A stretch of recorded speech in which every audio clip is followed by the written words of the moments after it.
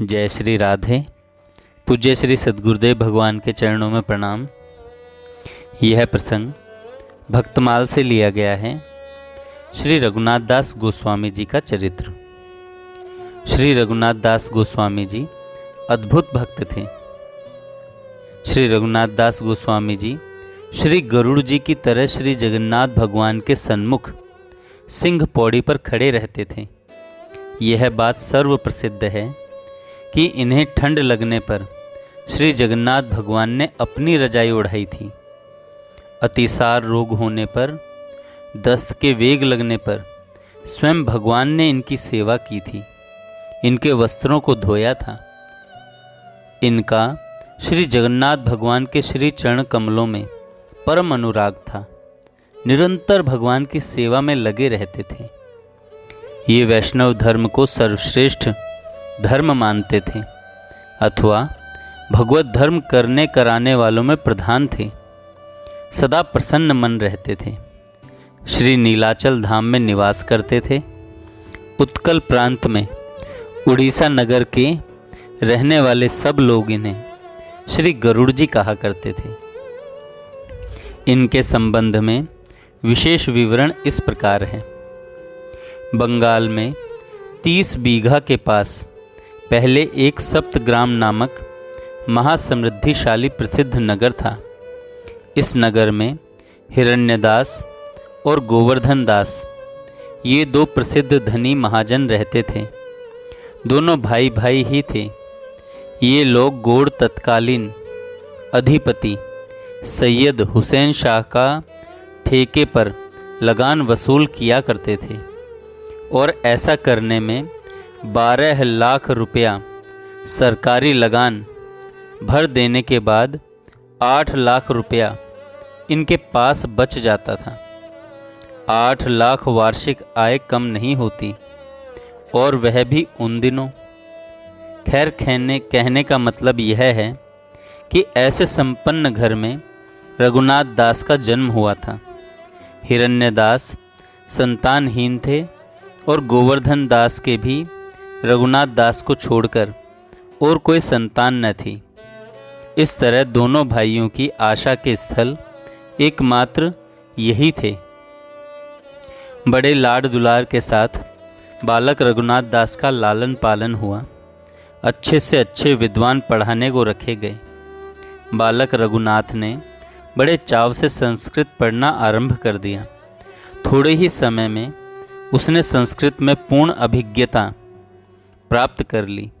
यही नहीं, भाषा की शिक्षा के साथ साथ रघुनाथ को उस संजीवनी बूटी का भी स्वाद मिल गया, जिसके संयोग से विद्या वास्तविक विद्या बनती है। वह संजीवनी बूटी है भगवान की भक्ति।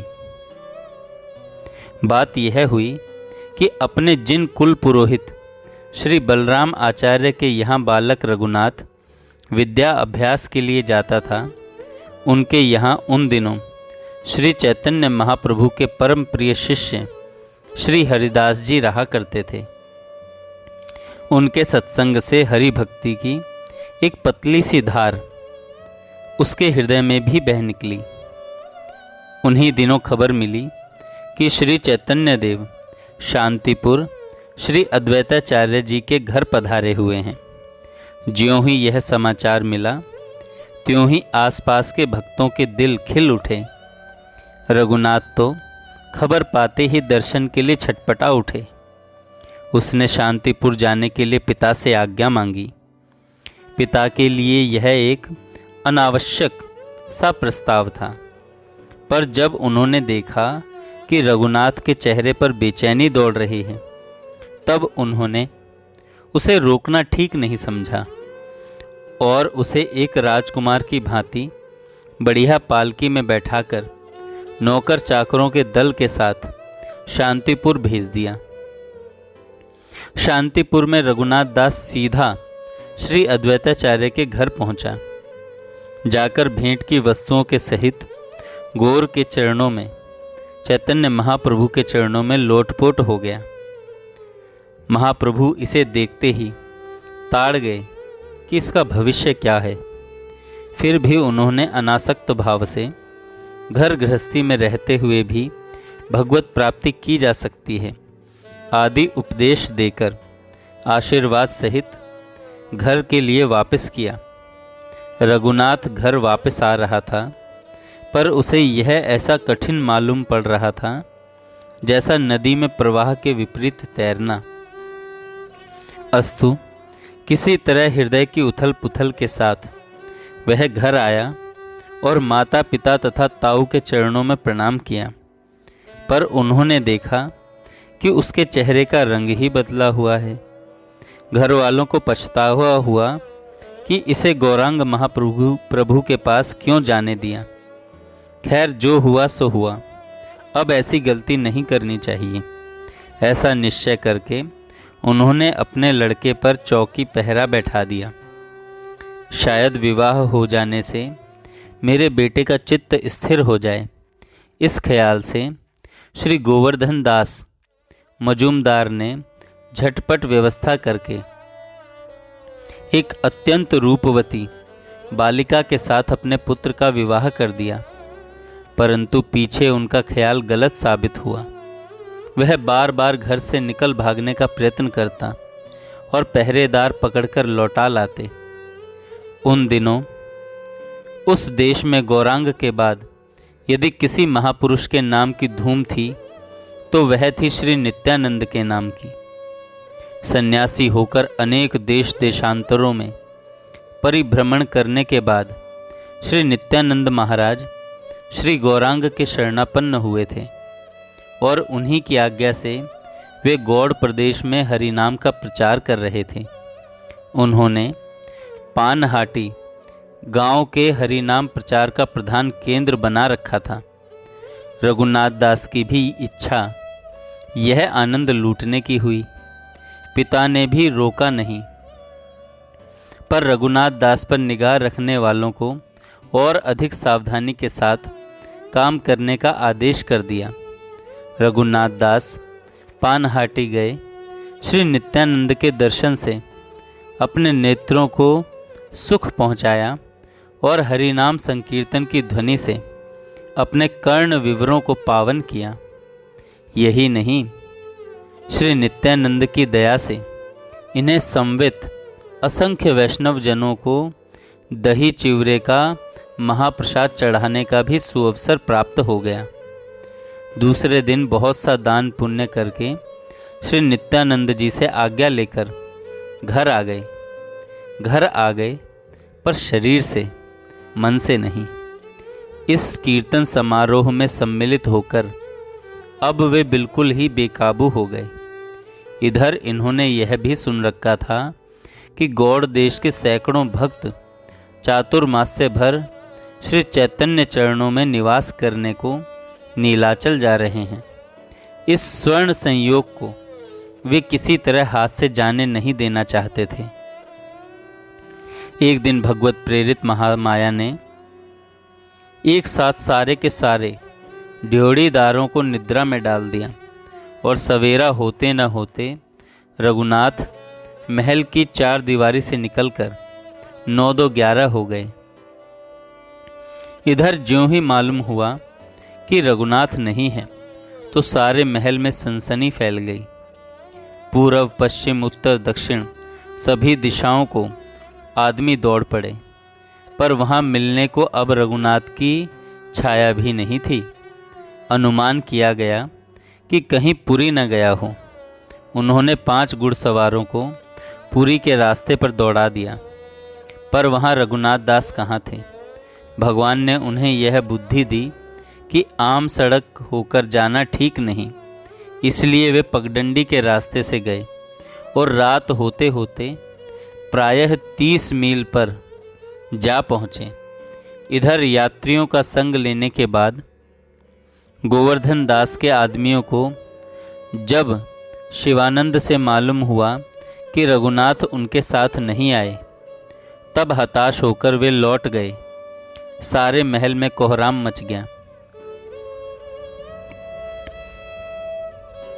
सभी हितैषी मित्र आंसू बहाकर संवेदना प्रकट करते और समझाते कि सबका रक्षक एकमात्र भगवान है, इसलिए चिंता नहीं करनी चाहिए। एक राजकुमार जो कभी एक पग भी बिना सवारी के न चलता था, वह आज बड़े बड़े विकट बटोहियों के भी कान काट गया। उत्कट वैरागी रघुनाथ को प्रथम दिन की यात्रा समाप्त करने के बाद एक ग्वाले के घर में बसेरा मिला और उसके दिए हुए थोड़े से दूध पर बसर करके उन्होंने दूसरे दिन बिल्कुल तड़के फिर दोबारा से यात्रा शुरू की। इस तरह लंबी पैदल यात्रा करके करीब 1 महीने का रास्ता रघुनाथ ने कुल 12 दिनों में तय कर डाला। 1 महीने का रास्ता रघुनाथ ने कुल 12 दिनों में तय कर डाला और इन 12 दिनों में उन्होंने कुल 3 बार रसोई बनाकर अपने उदर कुंड में आहुति दी। केवल 3 बार प्रसाद पाया 12 दिनों में। इस प्रकार प्रभु सेवित नीलाचलपुरी के दर्शन होते ही इन्होंने उसे नमस्कार किया और श्री चरणों की ओर अग्रसर हुए। इनके हृदय में न जाने क्या क्या तरंगें उठ रही थी। इसी प्रकार भावुकता के प्रवाह में अलौकिक आनंद लाभ करते हुए ये निश्चित स्थान के निकट जा पहुँचे। दूर से ही इन्होंने देखा कि भक्तजनों से घिरे हुए श्री चैतन्य महाप्रभु आसन पर विराजमान हैं। उस अलौकिक शोभा युक्त मूर्ति का दर्शन करते ही रघुनाथ का रोम रोम खिल उठा। हर्ष अतिरेक से उन्हें तन वदन की सुधि न रही। रघुनाथ दास श्री चरणों के निकट पहुंच गए। सबसे पहले मुकुंद दत्त की निगाह उन पर पड़ी। देखते ही उन्होंने कहा, अच्छा रघुनाथ आ गए। तुरंत ही महाप्रभु का भी ध्यान गया। वे प्रसन्नता से खिल उठे। अच्छा वत्स रघुनाथ आ गए कहकर उनका स्वागत किया और उनके प्रणाम करने के बाद झट से अत्यंत प्रेम पूर्वक उन्हें उठाकर गले लगाया। पास बैठाकर उनके सिर पर हाथ फेरना शुरू किया। रघुनाथ को ऐसा मालूम पड़ा मानो उनकी रास्ते की सारी थकावट दूर हो गई। महाप्रभु की करुणाशीलता देखकर उनकी आंखों से श्रद्धा और प्रेम के आंसू बरस पड़े। उन्हें भी गौर ने निज कर कमलों से ही पहुंचा। इसके अंतर चैतन्य देव ने स्वरूप दामोदर को अपने पास बुलाकर कहा, देखो मैं इस रघुनाथ को तुम्हें सौंपता हूँ।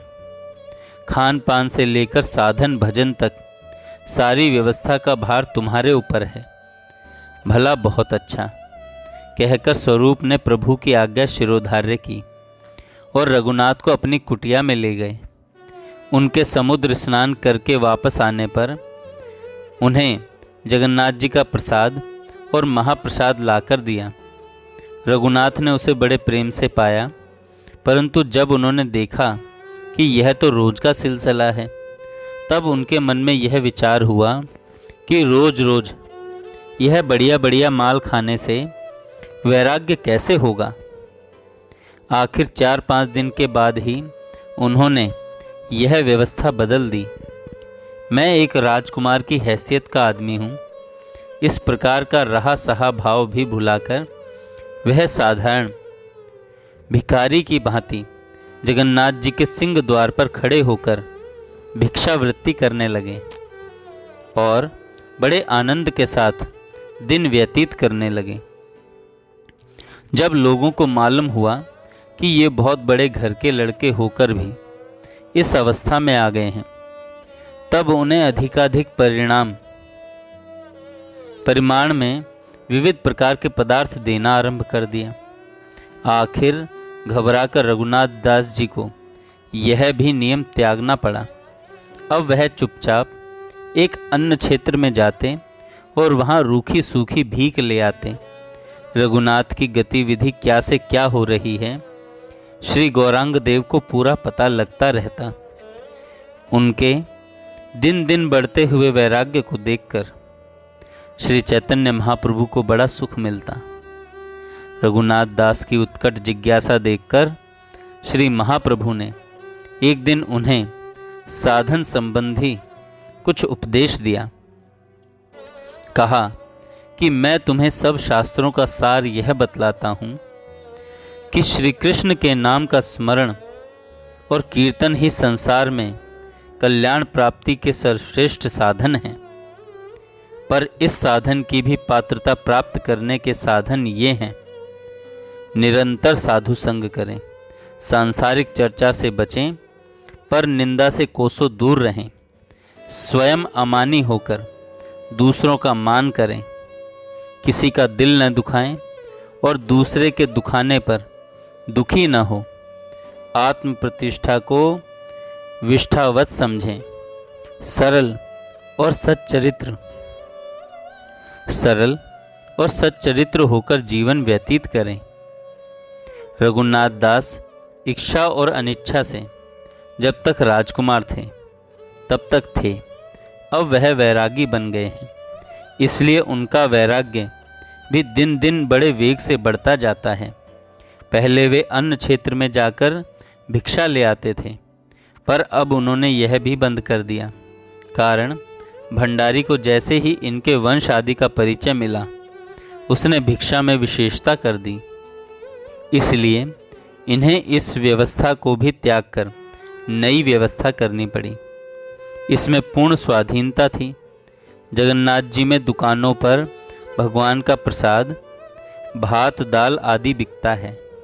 यह प्रसाद बिकने से बचते बचते कई कई दिन का हो जाने से सड़ भी जाता है। सड़ जाने से जब यह बिक्री में काम का भी नहीं रहता, तब सड़क पर फेंक दिया जाता है, जिसे गायें आकर खा जाती हैं। रघुनाथ दास को इस जीविका में निर्द्वंद्वता मालूम हुई। वे उसी फेंके हुए प्रसाद में से थोड़ा सा बटोर कर ले आते और उसमें बहुत सा जल डालकर उसे धोते और उसमें से कुछ साफ से खाने लायक चावल निकाल लेते और नमक मिलाकर उसी से अपने पेट की भूख को शांत करते। चैतन्य महाप्रभु को इस प्रसादी का पता लगा तो वे एक दिन सायंकाल को दबे पांव रघुनाथ के पास पहुँचे। ज्यों ही उन्होंने देखा कि रघुनाथ प्रसाद पा रहे हैं तो जरा और भी दुबक गए और इसी तरह खड़े रहे। एकाएक बंदर की तरह झपट कर छापा मारा, झट से एक मुट्ठी भर करके, वाह बच्चू, मेरा निमंत्रण बंद करके अब अकेले ही अकेले यह सब माल उड़ाया करते हो, कहते हुए मुख में पहुंचाया। ध्यान जाते ही, आह प्रभु, यह क्या, इस पाप से मेरा निस्तार कैसे होगा, कहकर झट से रघुनाथ ने दोनों हाथों से पत्तल उठा ली, जिससे महाप्रभु पुनः ऐसा न कर सकें। लज्जा और संकोच से उनका चेहरा मुरझा गया, नेत्रों में जल बिंदु झलक आए। चैतन्य महाप्रभु मुंह में दिए हुए कौर को मुराते मुराते रघुनाथ की ओर करुणा भरी दृष्टि से निहारते पुनः हाथ मारने को लपके और रघुनाथ कहते हैं, हे प्रभु, अब तो क्षमा कीजिए, कहते हुए पत्तल को लेकर भागे। तब तक यह सब हल्ला गुल्ला सुनकर स्वरूप गोस्वामी भी आ पहुँचे और यह देखकर कि चैतन्य महाप्रभु जबरदस्ती रघुनाथ का झूठा खाने का प्रयत्न कर रहे हैं, उनसे हाथ जोड़कर प्रार्थना की, प्रभु दया करके यह सब मत कीजिए, इसमें दूसरों का जन्म कर्म बिगड़ता है। चैतन्य देव ने मुख में दिए हुए ग्रास को चबाते चबाते ही कहा, स्वरूप, तुमसे सच कहता हूँ, ऐसा सुस्वादु अन्न मैंने आज तक नहीं खाया। इसी प्रकार गौरांग देव की कृपा दृष्टि से प्रोत्साहित होते रहकर रघुनाथ जी ने वहीं पुरी में रहकर 16 वर्ष व्यतीत किए। श्री चैतन्य महाप्रभु अब अहर्निश प्रेमोन्माद में रहने लगे। तब उनकी देह रक्षा के लिए वे सदा उनके साथ ही रहने लगे। वे उनकी बड़ी श्रद्धा के साथ सेवा करते, उनके मुख से निकलते हुए वचनामृत का पान करते आगे चलकर श्री गौरांग महाप्रभु का तिरोभाव हो गया, जिससे रघुनाथ के शोक का पार न रहा। और प्रभु के बाद जब श्री स्वरूप भी विदा हो गए तब तो उनका पूरी वास ही छूट गया। वे वृंदावन चले गए। इसके बाद वे वृंदावन में श्री राधा कुंड के किनारे डेरा डालकर कठोर साधन में लग गए। वे केवल छाछ पीकर जीवन यापन करते, रात को सिर्फ घंटे 1.5 घंटे सोते, बाकी सारा समय भजन में व्यतीत करते। प्रतिदिन 1 लाख नाम जप का उनका नियम था। श्री चैतन्य चरितामृतकार का कहना है कि रघुनाथ दास के गुण अनंत थे, जिनका कोई हिसाब नहीं लगा सकता। उनके नियम क्या थे? पत्थर की लकीर थे। 4 ही घड़ी में उनका खाना पीना सोना आदि सब कुछ हो जाता था। एक बार ठंड के दिनों में इन्हें बड़े जोर की सर्दी लगी तो जगन्नाथ भगवान ने इन्हें अपनी रजाई ओढ़ाई। शौच के समय साथ जाकर सेवा करने की रीति का प्रमाण तो वैसा ही समझना चाहिए जैसा कि सुख राशि श्री प्रभु ने श्री माधव दास जी के साथ किया था। महाप्रभु श्री कृष्ण चैतन्य जी की पूर्व निर्दिष्ट आज्ञा के अनुसार श्री रघुनाथ दास जी श्री जगन्नाथपुरी से वृंदावन चले आए और राधा कुंड पर निवास किया। इन्होंने श्री प्रिया प्रियतम के प्रबल चिंतन द्वारा अपने शरीर को भाव रूप कर लिया था। एक दिन भगवान की मानसी पूजा करते समय दूध भात का भोग लगाया और स्वयं भी इन्होंने प्रभु के अनुरोध से भावपूरित हृदय से प्रसादी दूध भात पा लिया। इससे हृदय में प्रेम तो खूब उमड़ा, परंतु साथ ही उस दूध भात का रस शरीर की नाड़ियों में व्याप्त हो गया। इससे इन्हें बुखार हो गया। नाड़ी देखकर वैद्य ने स्पष्ट कह दिया, इन्होंने दूध भात पाया है। पर सब ब्रजवासियों ने कहा, यह बाबा तो केवल छाछ लेता है, छाछ के अलावा कुछ नहीं लेता। परंतु बाद में रघुनाथ दास जी ने बताया कि मानसी में इन्होंने प्रिया प्रियतम का प्रसाद दूध भात पाया है। इसका वर्णन प्रियादास जी ने इस प्रकार किया है। मानसी में पायो दूध भात सर सात हिये, लिए रस नारी देख वैद कही दियो है। कहाँ लो प्रताप कहूँ आप ही समझ लेहूँ, देही वही रिझी जासों आगे पायो जियो है। ऐसी इनकी अद्भुत लीला थी। इनका संस्कृत भाषा का ज्ञान भी बहुत अच्छा था। वृंदावन में रहते समय इन्होंने संस्कृत में कई ग्रंथ भी बनाए थे। श्री चैतन्य चरितामृत के लेखक श्री कृष्णदास कविराज के ये दीक्षा गुरु थे।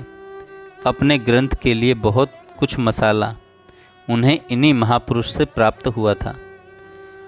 85 वर्ष तक पूर्ण वैराग्य में जीवन बिताकर भगवत भजन करते हुए अंत में आप भगवत चरणों में जा मिले। जय श्री राधे। आपको ये भक्त चरित्र कैसा लगा कमेंट में ज़रूर बताइएगा, जिससे मैं आगे भी ऐसे चरित्र आप सभी साधकों को पढ़कर सुनाता रहूं। जय श्री राधे। जय श्री राधे।